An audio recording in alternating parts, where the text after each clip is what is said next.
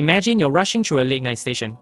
Heart hammering, the lights hum above you, and that familiar green ticket gate stands silent and empty.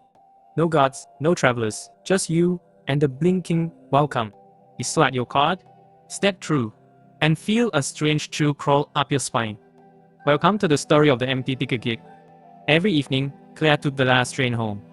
She walked these platforms each day, head down, earbuds in, lost in her own world. But tonight, something drew her gaze. The ticket's gates were unlocked, glowing like a doorway to somewhere else.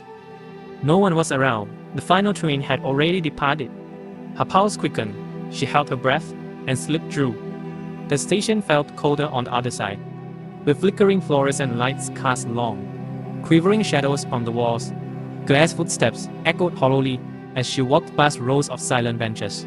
She half expected to see a drifting ghost, but there was only stillness.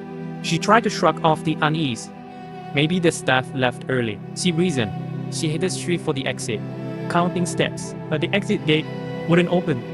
She tapped her card again and again.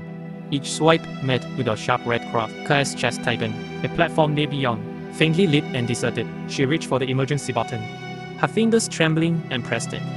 A crackling speaker replied, "No service at this hour." Static. Then silence. Heart pounding. Claire came back. At the far end of the hall, a faint figure knelt on the ground. A young woman in a wedding dress, her veil pulling around her like mist, pressed her hands together as if in prayer.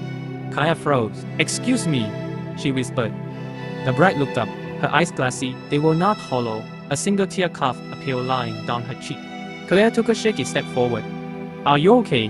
The ghostly bride didn't answer. She lifted one trembling finger, pointing toward the exit. Claire nodded. "Try the gate again." Still locked. Panic rose. She turned to the bride, but the wedding gown lay in an empty puddle of fabric. The woman had vanished. A distant rumble made Claire whirl around. The train materialized on the opposite track, the door sliding open. Its windows glowed warmly. Without thinking, Claire climbed aboard. Hope inside, the carriage was strangely full. Men and women in outdated clothing stared silently. None moved or spoke. Claire's heart pounded.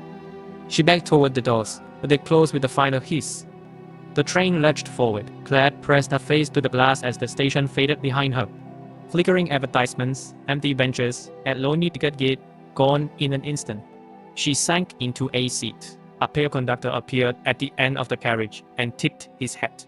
He whispered, "Next stop, Forevermore." Claire's eyes widened as she realized that the empty ticket gate never led home. It opened only to the realm between living and lost. And now, she was on that never-ending ride. The train sped into darkness, carrying her further from everything she loved, into the silent world of the forgotten.